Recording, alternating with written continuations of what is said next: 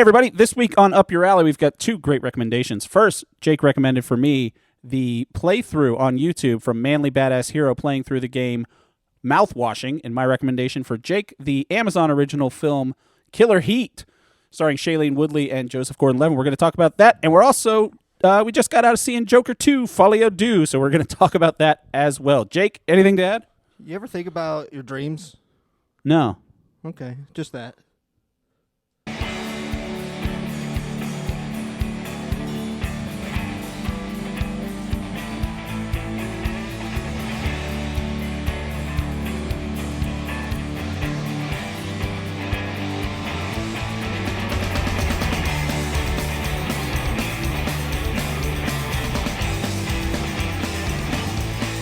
Yeah, I didn't know if you had like somewhere you were going with that, or is that just something that's been bugging you for a little bit? No, I decided that's what I'm going to do when you ask me. Instead of think I want to add, I want to think about stuff to try to add. That's pretty weird. Yeah. That's all right. I'm like, hey, everybody, welcome to the show. If it's your first time here, my name is Taylor Edgar, and with me, as always, is my best friend, Jake Baggett. Say hi, Jake. Hey, buddy. We've been friends for like 20-some-odd years. We're old, although we found out that Lady Gaga is older than me, so that makes me feel good.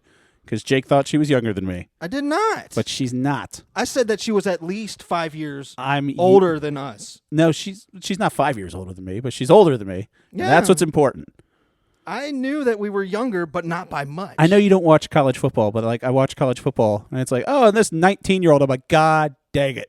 I mean, I work with 19-year-olds. I understand, but you don't watch them on television and root for them to do good jobs. No, that's weird. That's the weirdest thing I've ever heard. It's weird when I think about it. The more I think about it, it's not great. It's awful. Anyway, here's how the show works. Leave children alone. Yes. Well, they're 19.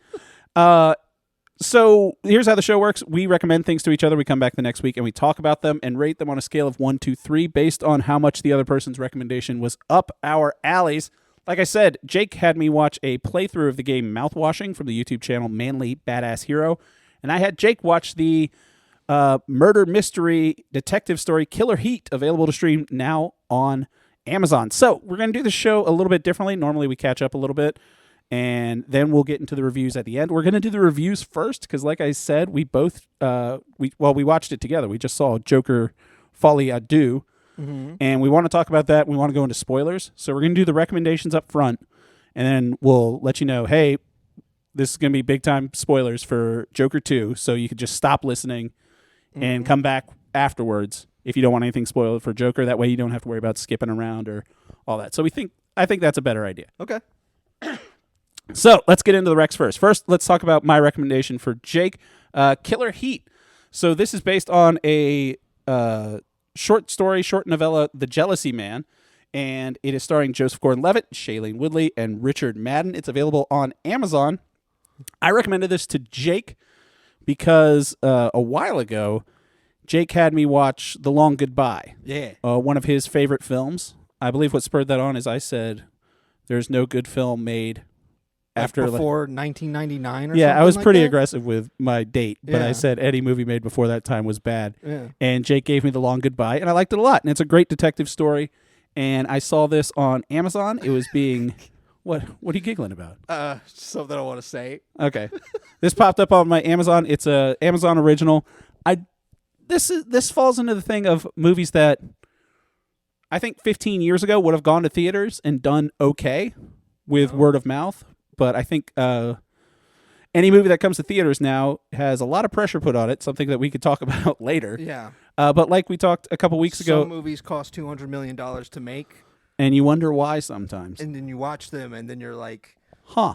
That's $200 million on the screen right there. That's not as much money as I thought it was. If you told me Killer Heat cost $200 million to make, I'd be like, must be expensive to shoot on location. They must have bought those islands. Yeah. Yeah. But the whole island. We'll talk about Joker in a little bit. So it's just a nice movie. We talked about Rebel Ridge a couple weeks ago, and Rebel Ridge is another one of those movies that a couple years ago would have been in theaters. Rebel Ridge, also a great movie. But I watched this, and I thought Jake would like it because it's just a nice little self-contained mystery. Joseph Gordon-Levitt, I think, is great. We talked about him a while ago when we talked about Beverly Hills Cop Axel F., which he's also in. Joseph Gordon-Levitt's just great in everything. And, yeah, I thought Jake would like it a bunch. So, Jake, what'd you think of the movie? I would say that this is just fine. It's nice, right? It's okay. It's just a good movie.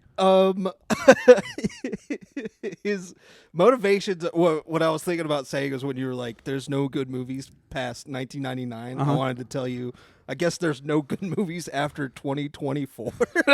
We're just done with theater. I guess because I was like, I didn't like Killer Heat. It was like, I didn't hate it, Right. but it's so Joseph Gordon-Levitt's character's main motivation is his wife is cheating on him. Right. And he's like, So, okay, let's give it a little more backstory because that's "Oh, not, my wife is cheating on me." all right. So, what you said, I completely agree with. This movie's fine, which I like movies that are just fine. It's a good movie. I didn't hate watching it. I think If you recommended this to me, it would have been a 2. So I was curious if you were about on my same level with this, because that's another big part of the show. It's not so much I found the best thing ever, because you can't do that every week. Yeah. Sometimes you can be like, this is interesting. I kind of want to know what Jake has to think about this. Sure. And you wouldn't have watched it otherwise. Yeah, very true. So Joseph Gordon-Levitt plays a detective. He is working at the time in Athens. He gets called to one of the Greek islands where it's beautiful by Shailene Woodley because her husband has just died, fell off a cliff while he was free soloing. And she believes that it was a murder most foul. Yeah. And he is the heir to a big fortune, and you find out quickly they've paid off all the cops in the town. Everyone works for this family.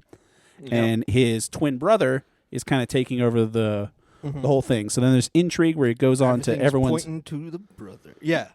So everything gets kind of linked up. Yeah. And it's just a little mystery. It's only an hour and a half long. Like, it's not a long mystery. Honestly, it felt longer than that. I think it was nice. I think it kind of dragged on a little bit. There is a fantastic part that I don't... If this was an intentional part, it's very funny. Okay. It's very clever. If it was unintentional, it is so hilarious. Okay. There is a part where they're talking while they're walking up this hill, and she starts going into the myth of Zeus when he was attracted to another woman, and how Hera got jealous. Yeah. And while she's talking, the voiceover comes in. She starts telling me this story about Zeus. Oh, And like you the can audio hear level. barely in the background while she's still telling the story, but Joseph Gordon-Levitt's voiceover has to explain it while she's talking. Yeah. And it's crazy. Yeah. But there's a part later in the movie where it's like he's impatient and he doesn't listen to people, and like if they're doing that intentionally, that's a great moment. I was like, that's awesome. So it's giving credence to the voiceover, which I usually don't like. And at the beginning, I wasn't liking it, but there started to feel like character was being injected into the voiceover. Okay. So if that did happen, that's really cool. Yeah. So I know you hate narration. I think detective movies and this like kind of pseudo noir type detective. Yeah. Because he's a grizzled, hard drinking detective. He throws a bottle against the wall and it shatters at some point. He just sits down and drinks. Right. Like a 2-liter Sprite. He just sits down and just guzzles and guzzles. Right. So Joseph Gordon-Levitt, like Jake alluded to, he's from New York. He found out his wife was cheating on him, and then he's like, "I'm going to go to Greece and I'm going to be a private eye in Greece." You know how he knows that she was cheating on him? She was sitting down and talking on the phone and laughing because he's such an unlikable grump. But it's like, yeah, you see, that's called The Jealousy Man, right? You know that the book is based off of, right? So it kind of is still ambiguous if it was cheating, and that's kind of fun too. So what I like about this type of I do like that the way that the story with his wife ends in New York. Yeah, is him picking up his stuff and packing. And he's like, I gotta go to Athens. Yeah, he just packs up and leaves. He was like, I'm leaving. And I was like, that's really, really fun that it wasn't that far back in the past. Right. It was literally like yesterday. Yeah. Well, he at the end of the movie, he finally, when he comes to some sort of inner peace, we can spoil this movie because no one's going to watch this movie. If you haven't watched it already, it's fine. It's fine. Go watch it. It's fine. The twist we won't talk about. How about that? Yeah. So, but at the end, crime itself. At the end, Joseph Gordon-Levitt, when he gets his little sense of his character development is over, and he gets on the phone and he calls his wife and he wants to speak to his daughter. Yeah. Who he also walked out on. Yeah. And then she's like, "Are you coming home?" He's like, "Yeah, I'm coming home." Yeah. And then it just ends. Yeah. So it's like, it wasn't that long ago because his daughter's like, it's not like, Dad, you haven't talked to me in 16 years. Like, she's not an adult. It's just like he went for a long weekend and solved a murder. Yeah, it went for like a week. And like, he's like, your dad's in Greece, honey. It's like, he'll be back. That was just so much fun. And he's got the good look.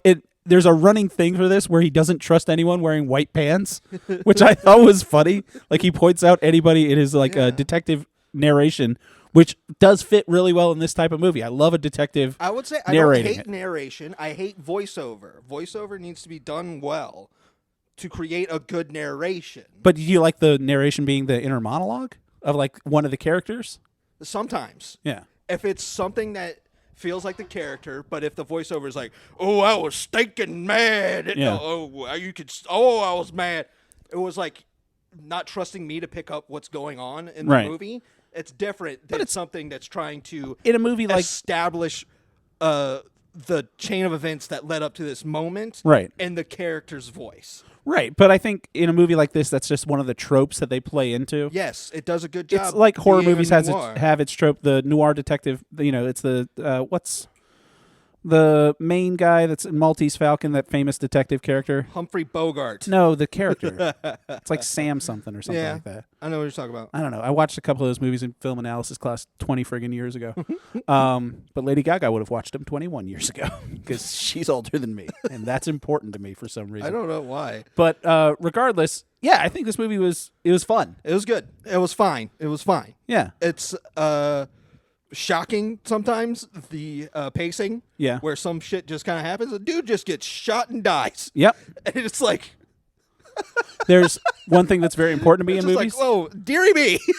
There's a very good dog in these movies. Yeah. Which I love to see, a good dog in a movie. And Joseph Gordon-Levitt does carry this movie really well. Yeah, and I think Shailene Woodley's great too. Great as well. Richard Madden is there, he's still trying to find where he fits in, because he was a lot of the Game of Thrones people are still trying to find where they fit in. Sure. And he was like one of the first people. He was new playing Robb Stark in Game of Thrones, and then he dies in season 3. I think remember. Robb dies whenever the Red Wedding is. I stopped watching that. Yeah, so he gets killed, and then ever since then, he's been trying to kind of find where he fits in as a movie star. And he thinks he's great. He's a handsome dude. He was in The Eternals. That doesn't help. And he acts well, but it's... Yeah, he still doesn't do anything as a character. I feel like if he hadn't turned out to be a cannibal, this would have been Armie Hammer playing that person instead of Richard Madden. Playing double duty as two different characters is kind of hard. That's why I thought of Armie Hammer, because he did the Winklevoss twins in The Social Network. I didn't watch that. You never watched Social Network? No. That is... Why would I be interested in that? I don't know. It's a really good movie. I'm gonna guess this. It's a tech guy who decides to make tech. Have you seen him side tangent? Have you seen Zuckerberg trying to be relatable, walking around in his dumb glasses? No. It pops up all the time on Instagram. You see his new revamped look? I saw that with his trying to be cool. With his puffed out, airy hair, dude. Yeah. Dude looks so weird. So he's got the new Meta Ray-Ban glasses. Oh yeah, that they're selling. Yeah, and so on Instagram, he walks into a parking structure, and he's like, "Hey Meta, where did I park my car?" And Meta's like, "You parked in spot." And I was like, first of all, Mark Zuckerberg didn't park his car. That's number one, where this is, the willing suspension of disbelief. I buy Joseph Gordon-Levitt as a detective in Greece who left his family 4 days earlier more than I buy Mark Zuckerberg actually parking his car, let alone in a parking structure and not having a bunch of people around him. Yeah. And his glasses look silly, and I don't know. I'm going to be really upset if they take off. It's like when the Apple thing... They're not going to take off. It's like when the Apple thing came out. Yeah. And everyone was really excited about it for a day. I never saw anybody excited. I've never seen one in real life. The only time that I saw people excited for it was probably the few minutes up to when they said how much it was going to cost. Right. And I mean, they sold out too. So I've never seen one being used in real life, but it was one of those things where I was really worried that was going to be a thing now. And I'm really glad it's not a thing, because that would bug me, just people walking around like that. I think people are starting to realize that tech really isn't solving problems anymore. This is something we talked about briefly before, Mike. One of our favorite YouTubers, Cody Johnson on Some More News, he did a big hour-long takedown of the Cybertruck, and then we were talking about Cybertrucks that we've seen in real life and how goofy they are. He brings that up, where technology doesn't need to be technology and futuristic for the sake of futurism. Like, it just needs to work and work well. There's things established that work well, like Yeah. door handles. Yeah. That we could still use. And they don't cut your finger off. Yeah. Or gash your leg. I love the idea of augmented reality. I love the idea of like a windshield that has the route highlighted on it for me. Yeah. So that I don't have to look down at my console itself. That's something that I would think would be cool. But you also like having a button. There's people that are like, we take a picture of your face and then we animate it so that people look at your face while they're talking to it. Yeah. That's not a problem that I had. Right. And now we solved it, and I didn't even, and it cost $13,000. Yeah. Also, phones have been a thing. Like, I use FaceTime on my phone twice a month. I use it Maybe. Yeah. Well, you don't have FaceTime. You got one of those green text bubbles. FaceTime works. Does it? Yeah. I can it's not FaceTime an you? Apple thing. No, FaceTime. I thought it was. I do it through Facebook. Oh, okay. Well, that's not FaceTime. What are you talking about? They both have face in the name. Facebook and FaceTime. So does the band, the Faces. Yeah, but they're not the ones that are trying to use my phone. That's true. They're not doing that. They're good people. Yeah. Regardless, We got off track. I give it a 2. This is what happens when we don't have time to talk about just nonsense ahead of time before we get focused. I'll give it a 2. Okay, that's what I figured you were going There's to a give 2, and it was. I'm happy I watched it. Yeah. I didn't go away saying like that was a waste of time. No, it's an hour and a half, and it's a good little. There's a good little cute mystery. moments, and Joseph Gordon-Levitt, yeah, he's a really good actor. He's friggin' charming as hell. Yeah, he did a great job. There's a part where he tries to beat up guards to escape, and he doesn't do it so well. Yeah, And it was good. and there's I like like that times. shit. There's times where like he would be, let's say, in a Batman movie, and he's trying to do like a new version of a character, and he kind of like makes it his own, but he doesn't step on toes and shoehorn in who he's supposed to be. Tim Drake? Yeah, Because Tim Drake is the actual name. right. But they he- named him something. his last name was Blake. Yes. Yeah, but then his middle name was Robin. Okay. He was really great in that movie. Yeah, he was good. That movie And, like, holds that's up. Yeah. Yeah. You know where that Gotham City is based off of? Well, Dark Knight was shot in Chicago, and then Dark Knight Returns was shot in Pittsburgh. Yeah. No, I thought they both were shot in Pittsburgh. No, Dark Knight was Chicago because they had the L train going the whole way. Remember the Joker's in the damn. thing? Yeah. You're right. Yeah, Dark Knight's Chicago. But yeah, they shot the Bane blowing up the football thing at Heinz Stadium. I think it was.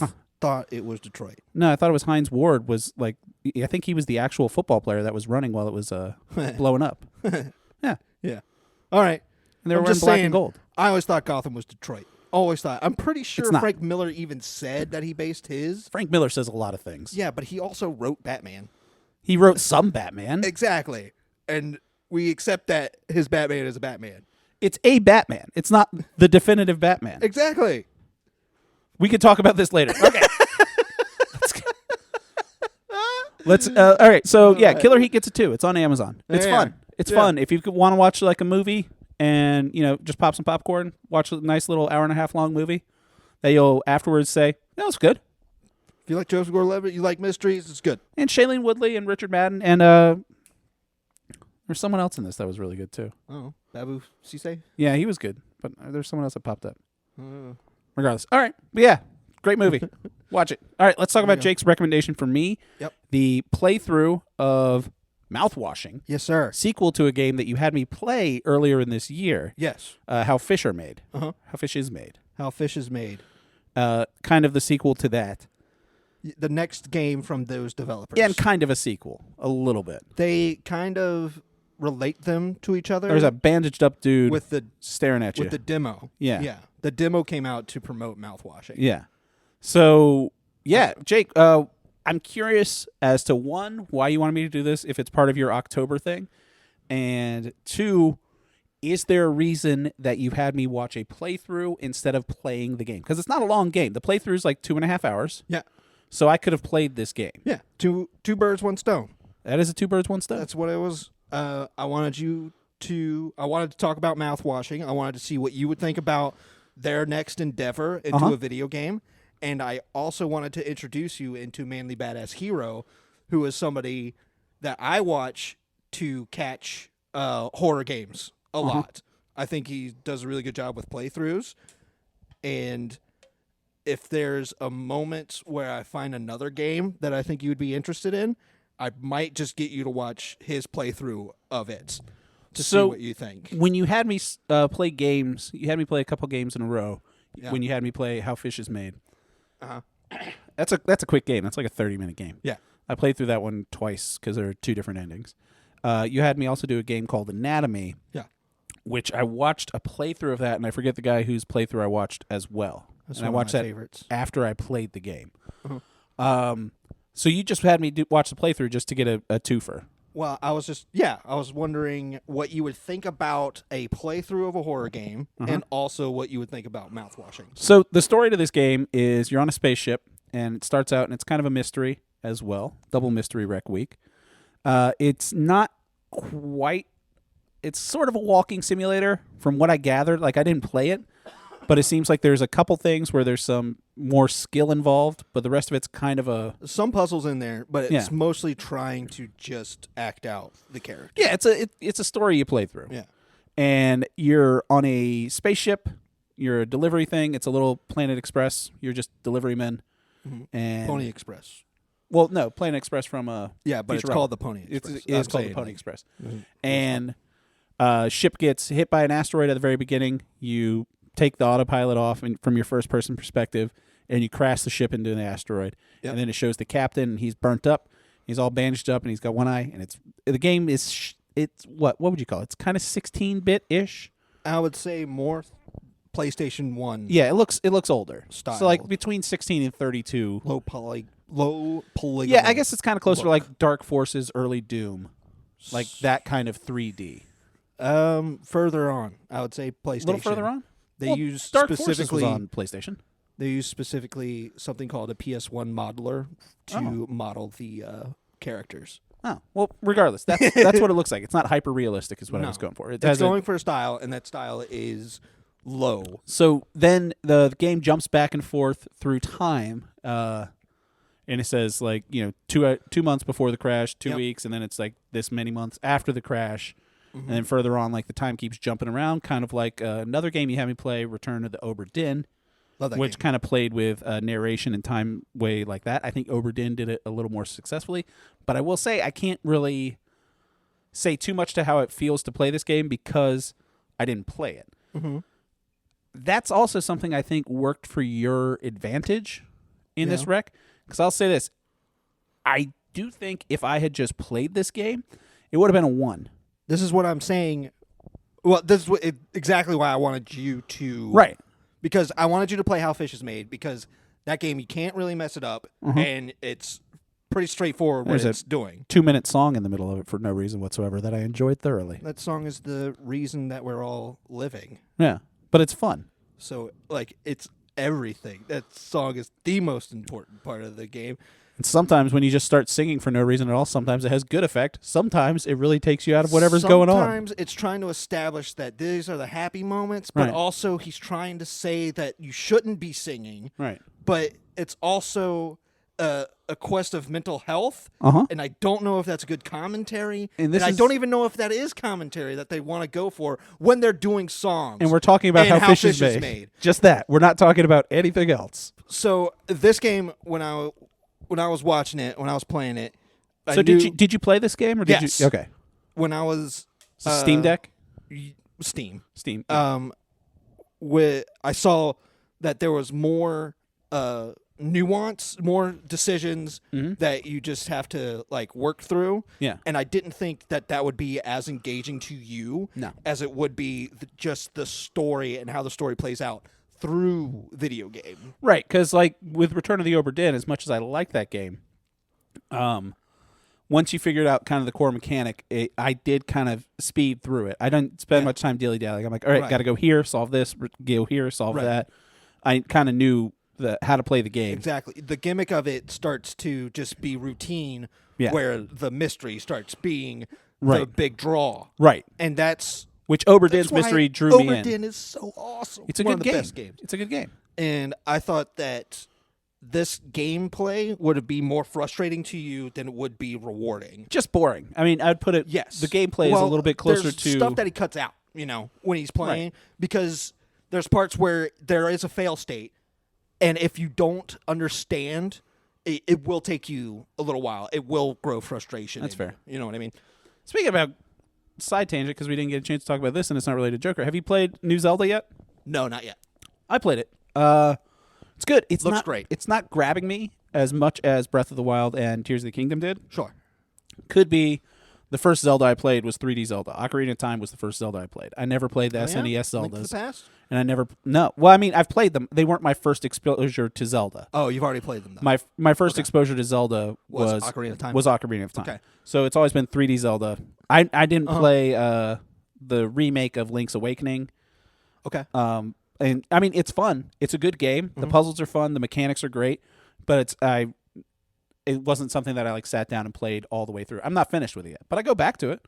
Got that great controller I sent you by 8-Bit Dough. Yeah, 8-Bit Dough is a really good company. $30 on Amazon. That controller rocks. I think we talked a couple weeks ago about my favorite controllers, and I had the Switch Pro controller as number 2. This controller is better than the Switch Pro controller. I'm a big fan of the Switch Pro controller. I am too. This one I like better. It's just a little more comfortable. The triggers are a little bit better. But I'm happy you found one, man. And also, from your game recommendations, Tetris Evolution. Is that what it is called? I think so. Yeah. No, Tetris Effect. Tetris Effect. Yeah. Yes. That game. Yeah. Fantastic. Okay, so a couple weeks back we talked about Jake found a list of the 100. It was from Eurogamer. The 100 games you should be playing right now. Yeah. Tetris Effect was on there, and Jake said play Tetris Effect, and I was like, okay. Downloaded it. It's on PlayStation Plus right now. You can get it, and this might be one of the most beautiful games I've ever seen. The way that the people that made Tetris Effect, and it's made in the Unreal Engine, but it's still just Tetris mechanics. It's not like Tetris Sphere or any of the weird Tetris things. It's Tetris. The gameplay's Tetris.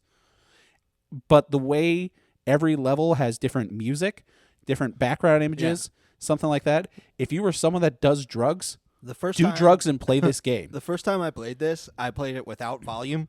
Mistake. And that was a mistake. When I went back to it, I was like, this is absolutely every level so you much go better through with the music. And I haven't done any of the competitive stuff or anything like that. I'm on the last level of beginner mode, where you have to get 90 lines, and I love the song that they're playing. Yeah. And the way that it fits in perfectly, like if you want just an amazing sit down and game experience, and the way it works is that with Tetris, you have to be staring at it. You're so focused on this little rectangle of the screen, but all the imagery around it like is beautiful, but not distracting in a weird way. But yeah, Tetris Effect is on my list of favorite games I've played this year. Hell yeah, dude. And it's just Tetris. Back to Mouthwashing. Your boy, Manly Badass Hero, he brings it up to a 2 from a 1. Yeah.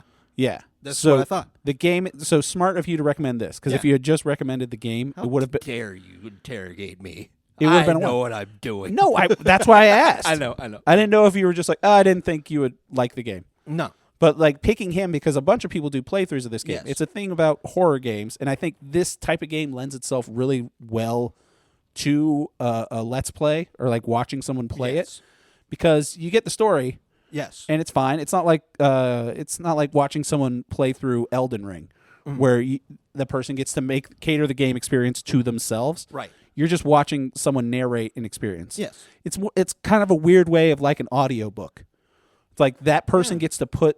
It's a let's play, and it's good. Right, but I'm saying like when you read a book, you get to do all that in your head.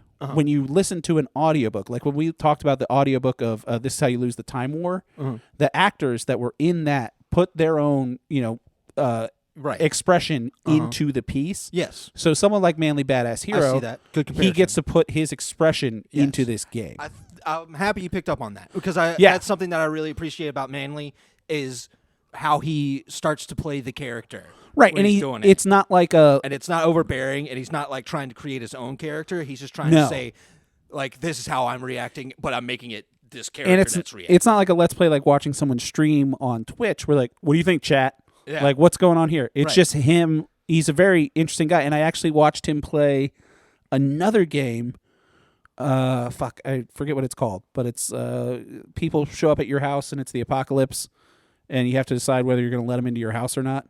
Oh, and like some of the people are aliens. But you watched another one? Yeah, what the fuck is that? That's game great, called? man. Because this is what Manly does. That's really fun. Is he finds really small indie horror games that range from like really stupid to like very compelling, but sometimes they last 15 minutes, sometimes they last 3 hours, but he'll play through it and he does a great job. Yeah. So that's great. I was hoping you'd catch on to some scary games God, like this, man. That's hold wonderful. On. Vamp for a minute because I have to find the title of this game. I like Manly. I watch a lot of people do playthroughs because this is how I find how to play a lot of these indie games that I like to play. Mostly, I would watch Splattercat Gaming. I would say he's another one that's really good.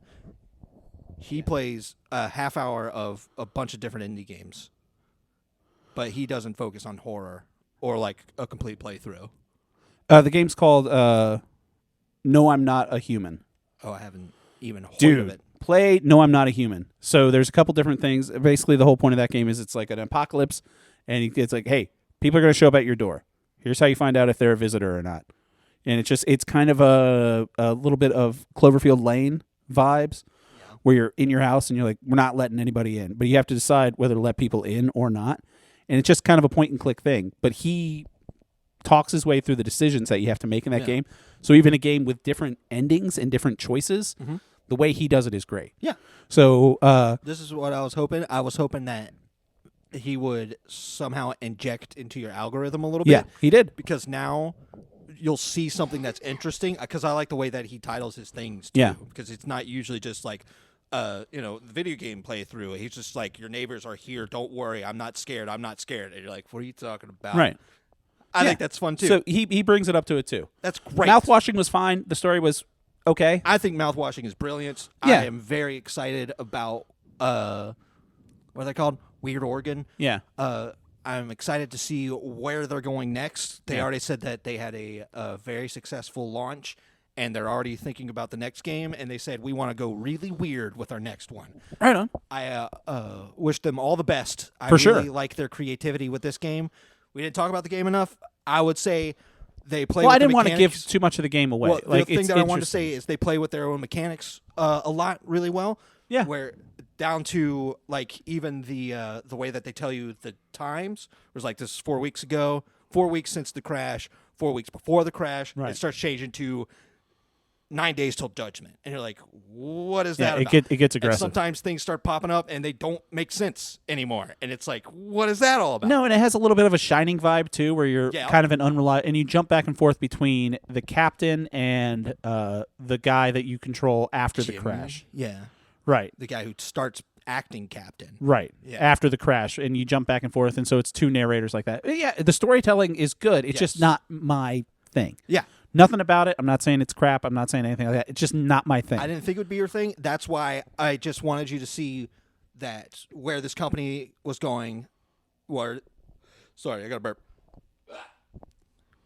Where these developers were going with their direction in gaming, since I got you to play their first one, and I didn't think you would like the game, so I was like, how do I get him Smart. to get some type of engagement with it? And I was like, get him to watch Manly as well. Smart. And that way, yeah. Yeah, it's a 2. See how it Turns goes. it up to a 2. There we go. All right. Nice. Nice. All right. So from here on out, big time spoilers for Joker Folie Deux. Well, actually, real quick, we'll do a 30-second. What did you think? Spoiler free. Jake, what did you think? Spoiler free. Should people go see this in theaters or wait until it comes out on streaming? No, don't. I don't. If you're interested, go watch it. I don't Yeah. think you'll be blown away. No. But I don't think this movie was really worth it. I don't think this movie is necessary to see in theaters. We'll get into why I think that afterwards. So that's the last thing we're going to say. And now it's spoilers from here on out. So yeah. Skip to like and subscribe and do all that stuff. Well, do you want to do our suggestions? No, Or- we'll do those at the end still. That's Oh, for the okay. because here's the deal. No one's really skipping. Like most people don't care. People Right. listen to spoilers. Right, all right. Except I haven't heard any spoilers for Megalopolis yet because I want to see that catastrophe because apparently it's a Why don't you go back to the club? That's all I saw. yeah, I really want to see that movie. To the club. So, Joker, Folie Deux takes Yeah. place 2 years after Joker, just Joker, with Joaquin Phoenix returning as Joker. Ooh. No. Folie. Ooh. It'd be Un. Ooh. Regardless. So, yeah. Where do we start with this? This is where I'll start. Go for it. Start somewhere, and I'll just kind of try to jump in because my brain's still going about this. The way that this movie starts is very slow. It starts as a cartoon. It takes its damn time. The cartoon was trying to reestablish itself. Well, the cartoon was trying to establish itself. I like the cartoon. By saying that what we saw wasn't a transformation of Arthur into the Joker. It was a bifurcation. Movie. What we saw was an entity take over Arthur, and that entity was the Joker. That's what the cartoon was saying about what the first movie was, which you didn't see that in the first movie. What you saw was a man who went off his medications, and then he saw that everything was letting him down. He lost his job. He lost his mom. He lost... Zazie Beetz wasn't really his girlfriend. He lost his history, and now he's at the end of his rope, and society didn't like him anymore, so we want to do something. But now they're saying no. So they're trying to establish, and this is for his defense, that Joker is a completely different entity from Arthur, and that entity is gone now. But he's been rehabbed. But we'll allow him to defend himself in Joker regalia. So I'll say this: I hadn't seen Joker First Joker since we saw it in theaters. That was 5 years ago. Me too. I realized I hadn't seen it again, so I rewatched Joker 1 this morning. I'm glad I did that because I would have forgotten some plot points that really were driven home in this movie. No. For example, they kept saying Joker convicted of 5 murders. I remember dudes on the train, and I remembered shooting Robert De Niro. Yeah. I completely forgot that 2 of his coworkers came back in, and he murdered one of them. Yeah. So once they said 5, I was like, oh, yeah, that guy. And I remembered when I was rewatching the movie this morning, I was like, oh, I completely forgot this scene. Yeah. Like, just because it wasn't something that people harp on a lot. And I remember liking First Joker at the time.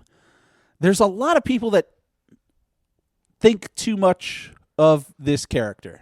So in weird ways. Remember enjoying the movie. Yeah. And I remember thinking it was fine. I remember a lot of people were like, this should be Best Picture. And like, that's not true at all. Didn't Joaquin Phoenix get nominated for Best Actor? I don't recall that.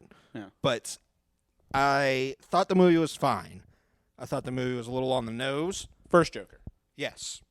And I walked away being like, that was enjoyable. I'm happy I watched it. I thought it was a nice stab at the character. Yes. That's what I would say about this movie, too, is I'm very happy that they went with big swings. Yeah. You know? And I just didn't, because when they were like, we're making a second one, I was like, that's cool, because I would like to see where they go with this. And then they were like, we're going to have Lady Gaga as Harley Quinn. And I was like, that's cool. That's a great choice. Like, it's going to be a musical. And I was like, that's interesting. What are they going to do with that? I remember first hearing rumors about the musical thing. First, before you heard the cast? No. I heard Lady Gaga, and then the musical thing, there were rumors about that.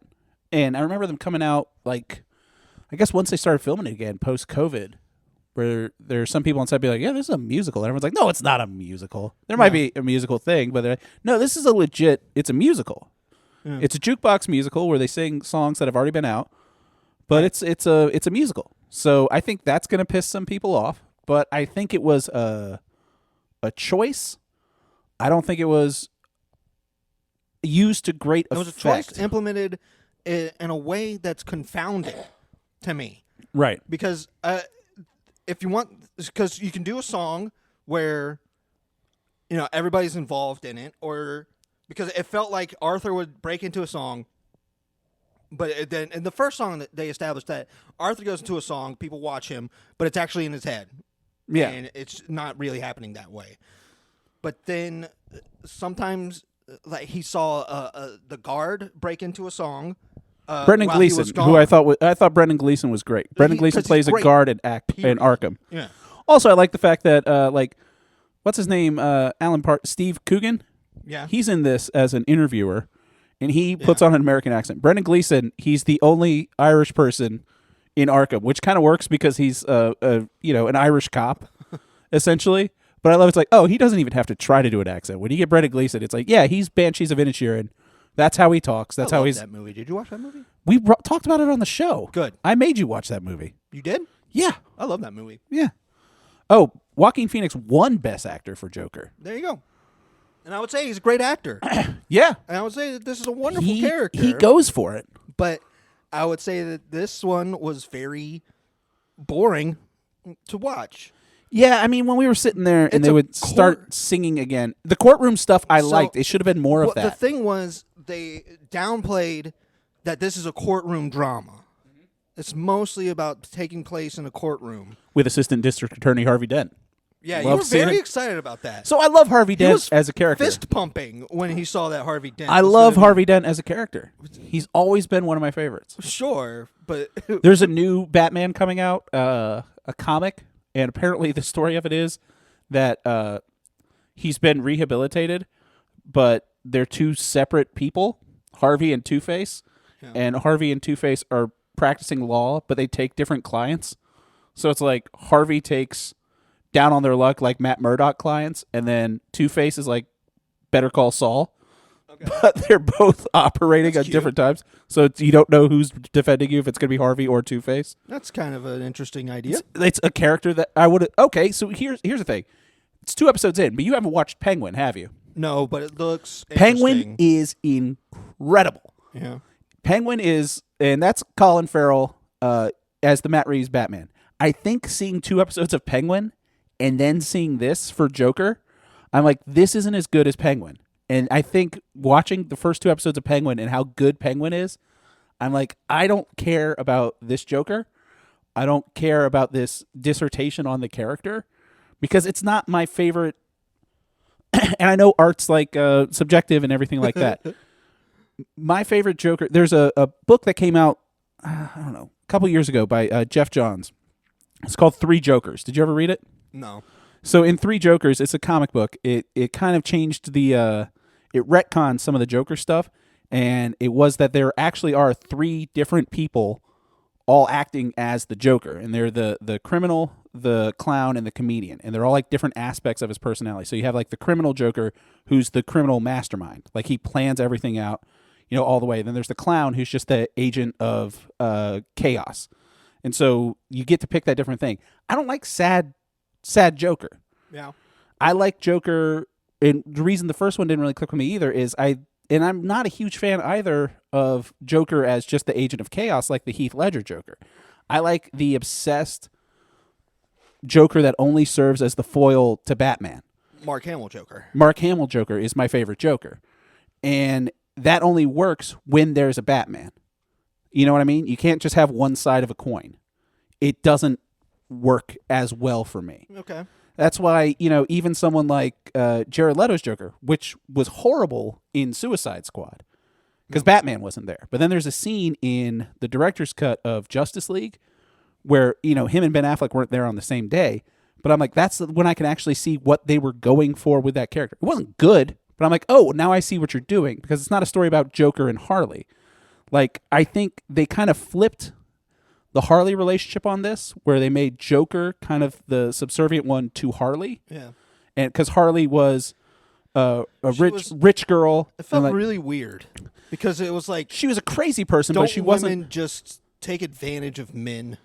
Yeah, and that's that kind of edgelord nonsense that I hated about the first one. The first one, it's really hard to say if this movie is saying like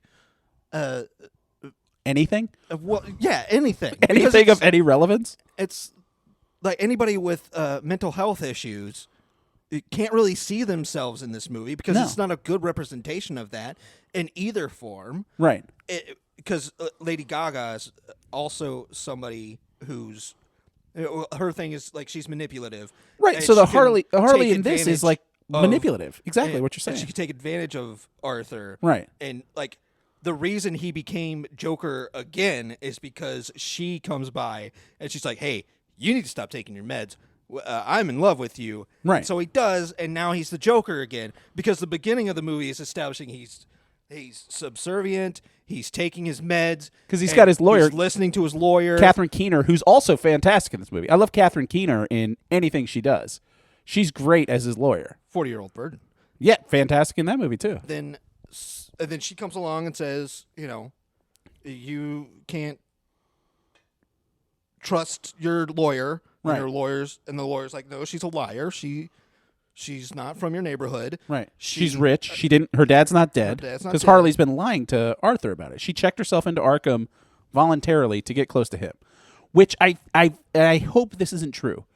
But a lot of the dialogue, like sometimes I'll get like a review of something in my feed from a channel I haven't heard of, and I click on it hoping that it's like someone that's just expressing their well, obviously it's someone expressing their opinion, but it's not a shitty opinion that I immediately disagree with. And some people might think that about this, but there are a lot of people that when they saw the first Joker movie, they took it as, society's oppressing everyone, and like there's weird like pro Joker stuff. And in this movie, I think some people are going to take away from it, oh, Harley's the bad person because she lied to Joker and she did all this bad stuff. Yeah. And she was trying to, like Harley was the bad person. And I'm like, no, the whole point of Joker is he's supposed to be a completely unsympathetic character. He's just supposed to be bad.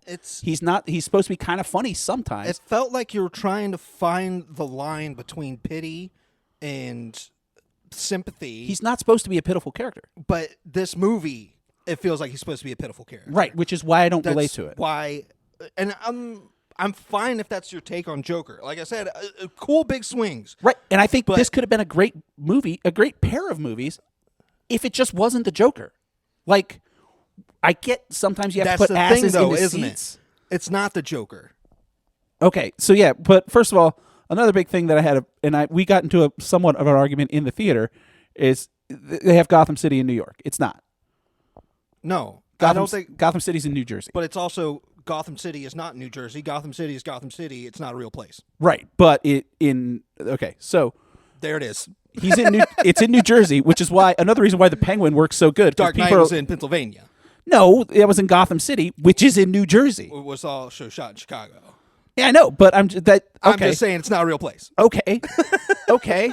You can put it in New York. It's fine. Okay. I'm fine with that. They shot a whole bunch of movies in Vancouver. They're not all set in Vancouver. Some of them are, but the actual fictional place. All right. This is a dumb argument. Yes. But it irked me because they could have just said New Jersey. Why? Because that's where it is in the books.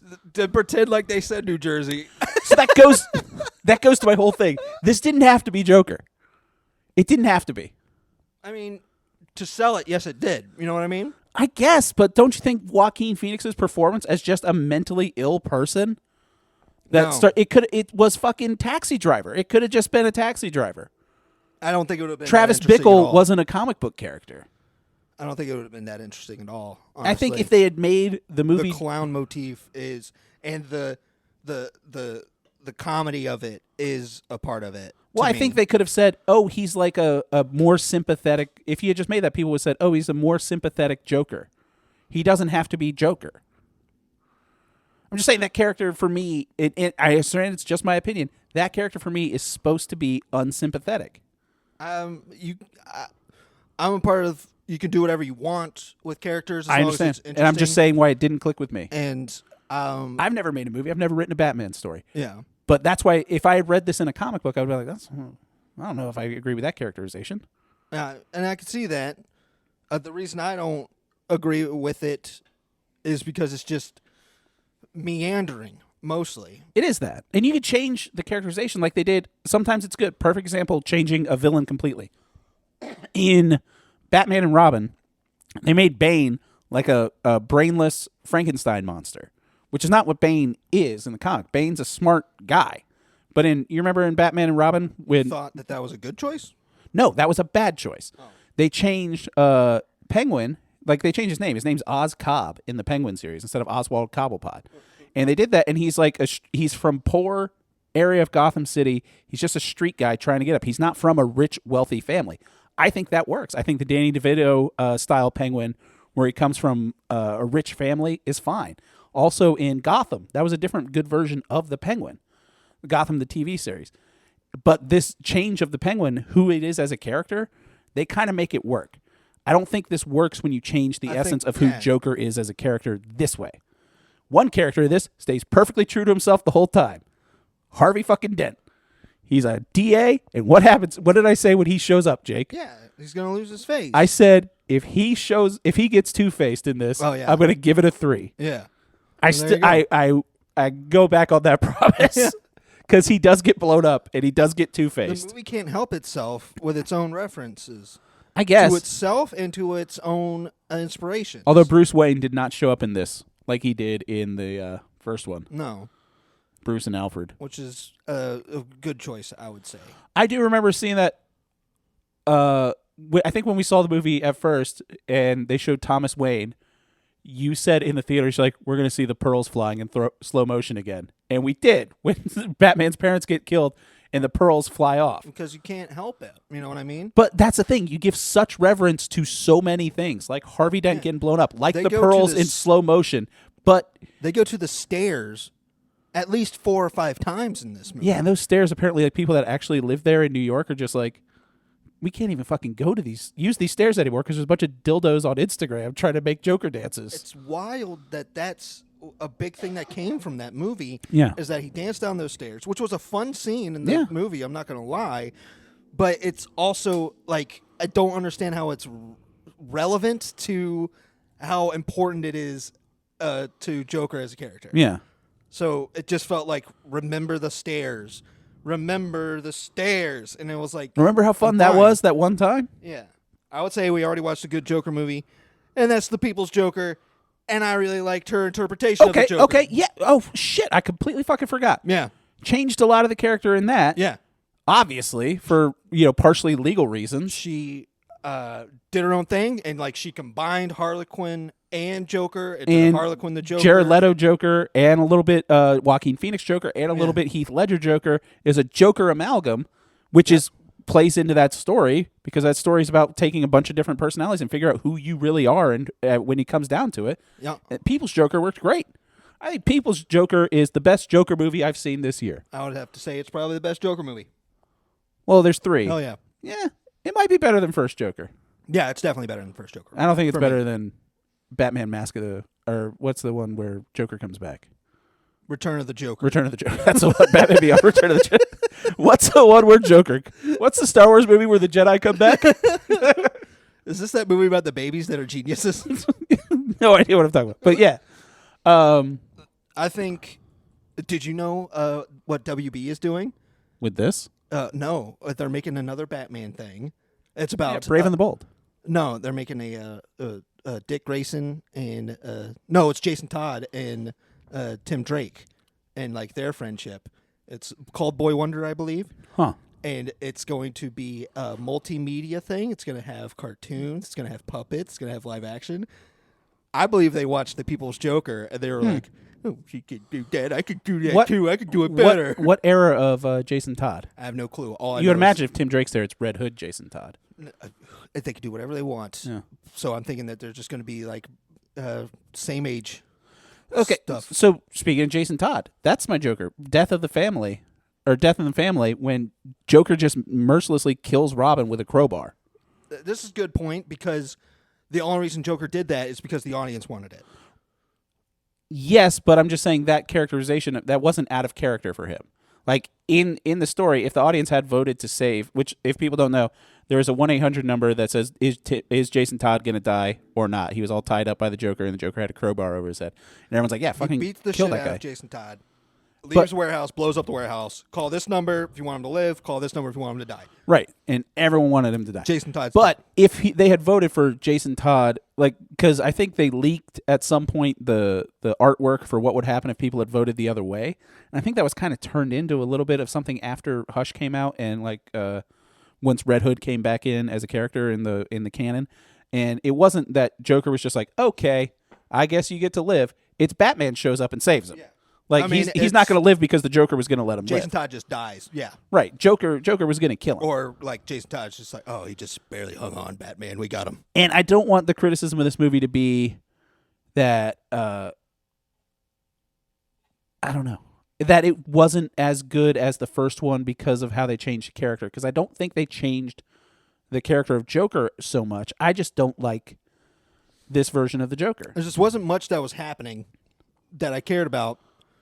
And Also, it moved on to something that I didn't care about more. Joaquin Phoenix didn't need to get that weird skinny again. Yeah, like good for him, but like, God damn it, man, you're really putting yourself through it. Awful. It can't be good for him. Lady Gaga is wonderful. I love her. She's great. I think she's extremely talented, and she's a good actor. And there's a couple nice little. Very mad that they didn't use. They used her talents for one song. Mm-hmm. The "Gonna Buy a Hill," gonna make a mountain. Yeah. Out of a hill. Yeah. And she was playing the piano. Mm-hmm. She was singing those wonderful octaves that she can hit.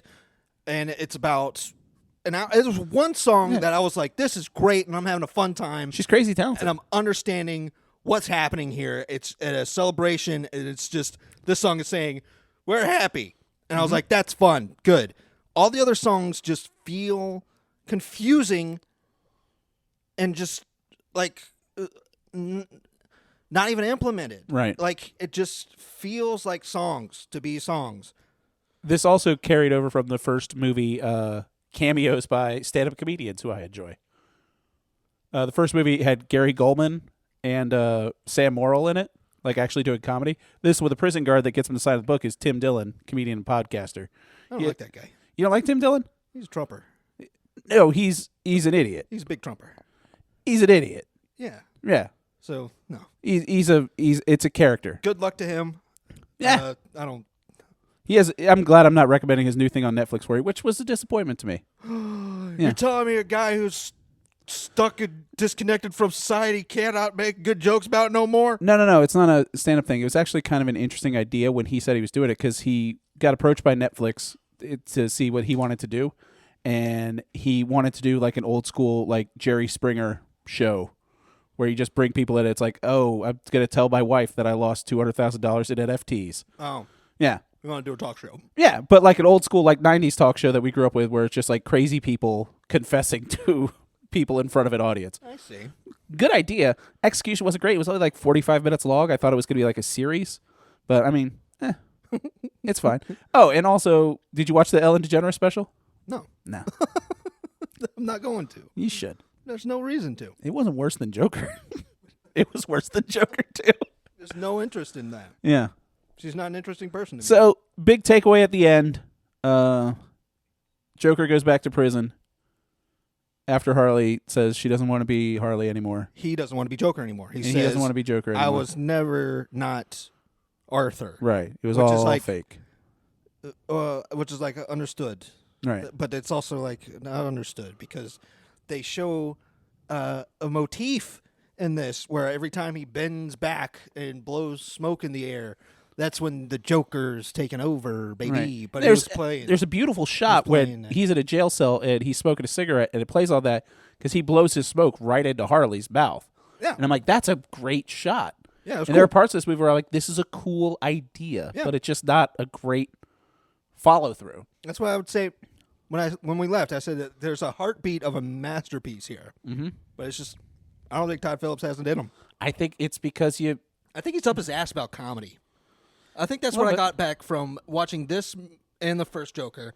I think he thinks comedy is very important. Mm-hmm. And it's just, I don't think he understands why. It feels like he was like he's shining a light on society that he finds so funny, but it's also like the worst stuff. I think to make it more, so it's just like more relatable. When we're laughing, we're all relating. And, like, he's just seeing all the bad stuff, man. Which is something that I think, especially since the film adaptation came out, but really since the comics came out, when people try to turn the Joker into what Alan Moore wrote the comedian in Watchmen as. Mm-hmm. Like, the comedian in Watchmen is the guy who's just like, see, it's all a joke. It's all bullshit. Yeah. And he's going to, like, kill everybody. Yeah. Which is not what the joke, like, one's called Joker, one's called the comedian. But, like, the comedian, the character, wasn't a take on what the Joker was supposed to be. No.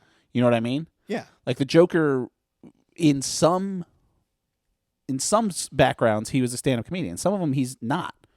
Both of them are bred in cynicism. Right. But where Joker revels in it, the comedian is just downtrodden about it. Right. Everything doesn't make sense, and everything's so stupid. That's what makes the comedian a very interesting character. Which is what a lot of people try to put on the Joker, which isn't a big part of his character. Just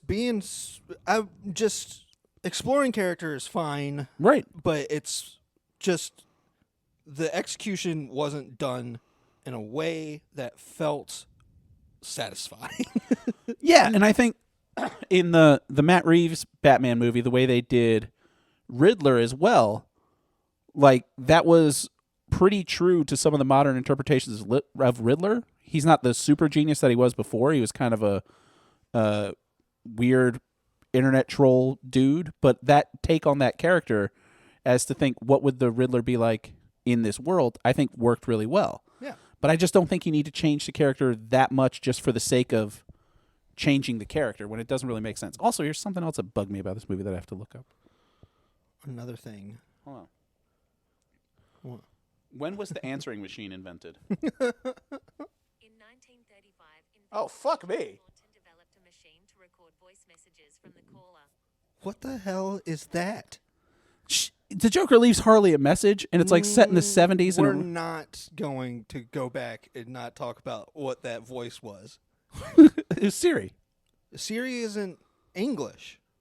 Not my Siri. Your Siri is English. No. You went in and you changed it? No. My Siri's Australian. You changed it to Australian. I think it's funny. Man, that is weird. Everything sounds like Bluey. Ooh, that is creepy. How is that your takeaway from this? You're going to fall in love with your phone, dude. I tried to with my ChatGPT, and then they made it not sound like Scarlett Johansson anymore. Because they knew I was going to do a her. They knew I was going to do a her like Joaquin Phoenix. That's a Joaquin Phoenix character I can relate to. I love that movie. Mr. Her and Johnny Cash. And that's about it. And the Emperor from Gladiator. Like, those are the good ones. So, I don't know. Yeah, wait until streaming.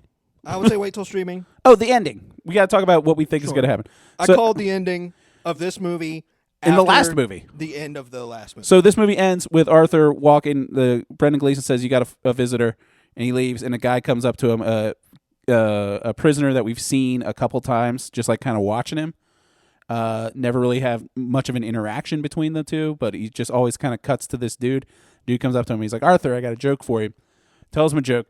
Shanks him a whole bunch in the stomach. And laughs maniacally while doing Right. And then that guy in the background, it's not, it's the soft focus in the back, but what appears to happen is that dude leans up against the wall laughing, rubs Joaquin Phoenix blood on his face, and it looks like he's taking the knife and cutting the... He's absolutely cutting the happy face on. Right. Yeah, That's what it looks like. I'm saying that's what it meant to look like. They don't explicitly show it. Like, it's not a close-up on that guy. It's Heath Ledger's Joker.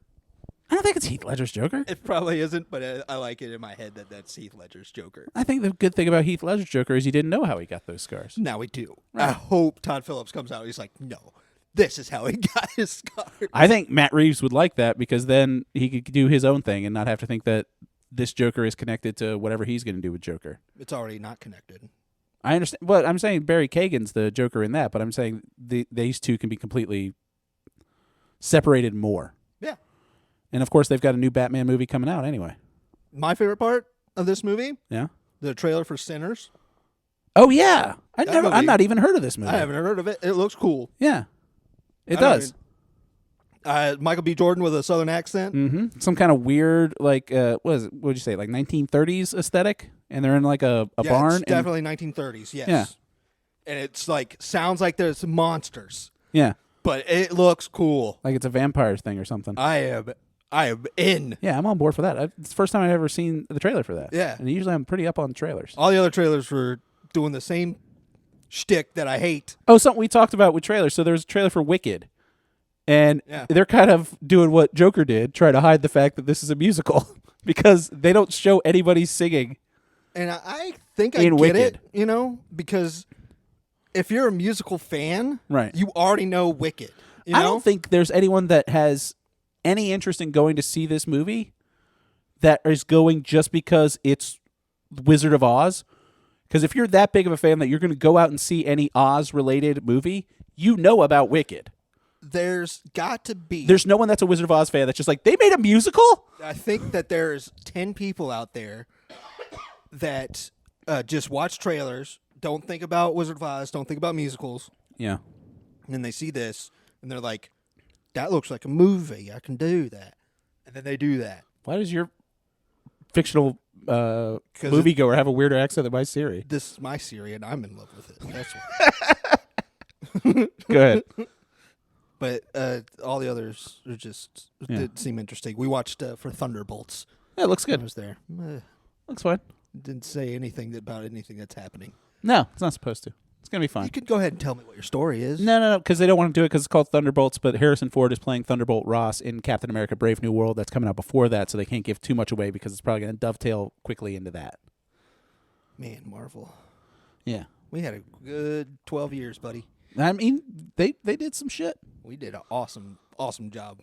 We caught like so many in theaters. I Yeah, was we just did. thinking about it like 2 days ago that we saw every single Marvel movie leading up to Endgame in theater. Other than Thor 2. No, I saw Thor 2. I didn't see Thor 2.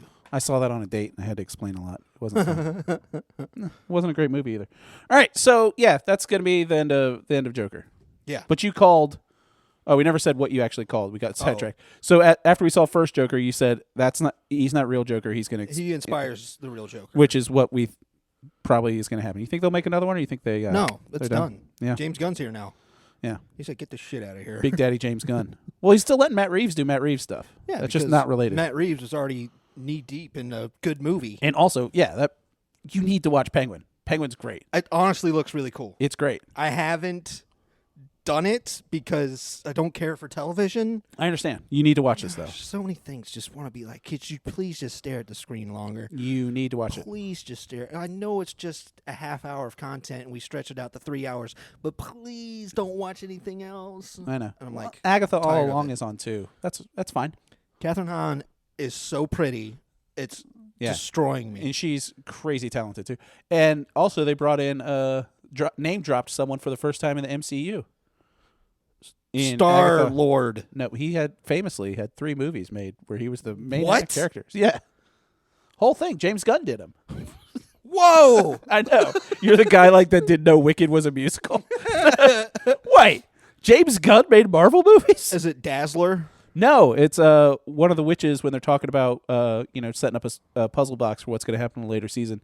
Like, who knows what happened to him? He could be dead, he could be on the run, or he could be an agent of Mephisto. And I was like, ooh, bring it in Mephisto finally. Just mentioning Mephisto. Well, they haven't brought him up yet. He's the Marvel devil.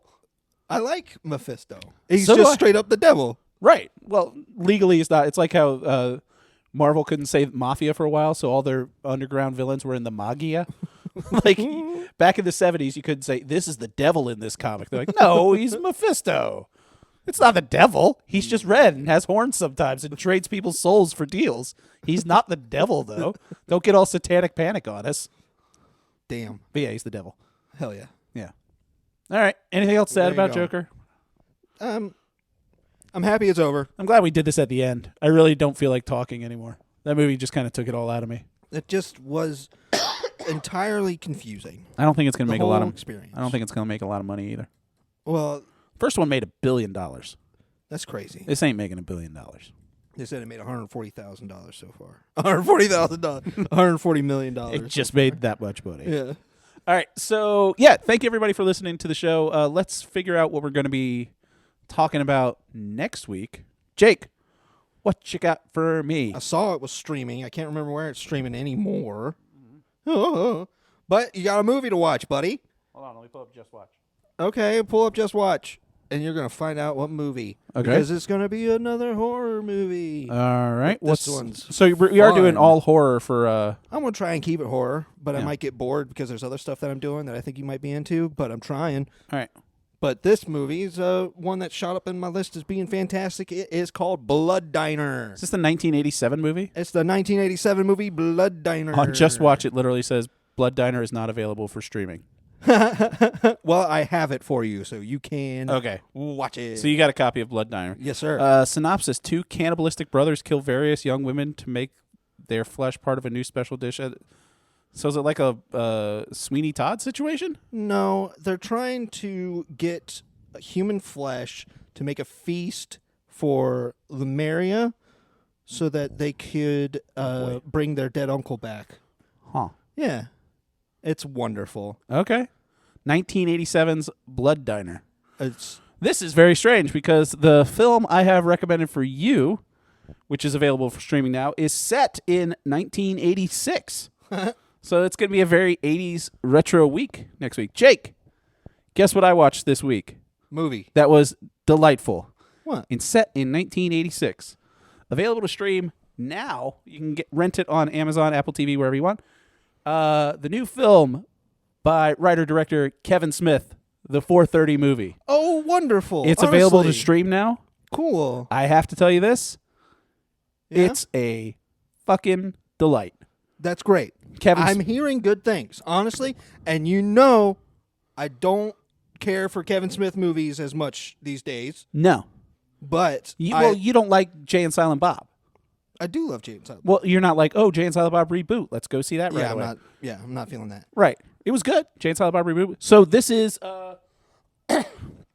Kevin Smith, for people that don't know, did Clerks, all that stuff, Jay and Silent Bob. He recently bought a movie theater where he grew up, Atlantic Highlands in New Jersey. Turned it into Smod Castle Cinemas. And before they renovated everything, because this movie was stuck, or the theater was like stuck in the 80s, he said. And before he did that, he was like, hold on. This is perfect set. Like, let's shoot a movie here. So it's a semi-autobiographical movie about a young boy in New Jersey, a portly young boy, who wants to invite a girl to go see the 4:30 movie. Like, when I first heard it was going to be called the 4:30 movie, when he announced my next movie is the 4:30 movie, I was really afraid it was going to be like, it's like a stoner movie. It's like not 4:20, it's 4:30. Oh, I thought that was the joke. 43. No. I thought it was like a stoner thing. It's not. It's an adorable, set in the 80s, coming of age love story. It's wonderful. I hear good things. It's a return to form for Kevin Smith, and when this dude wants to challenge himself in writing and directing, he does find the sauce. Well, he said, if people don't know, we talked about this on the show when it happened, but he institutionalized himself. He had a mental breakdown. It's the first movie he's written after that. It's the first movie he's written sober. He doesn't smoke weed anymore. Good for him. And it's just, he's kind of gotten his shit together, and now he's like, what does he want to make? And he had the heart attack thing. He made the Clerks heart attack movie, and this is him just kind of getting in touch with his childhood. Okay. Because I got to say, it's great. The cast is great.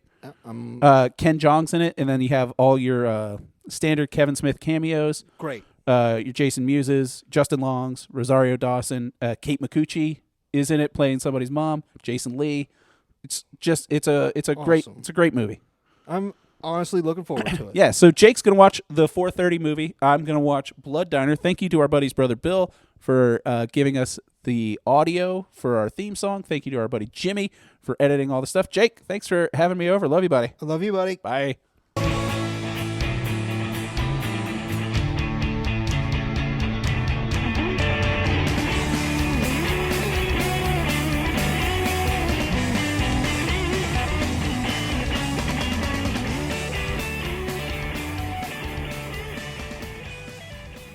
Now I gotta find Blood Diner.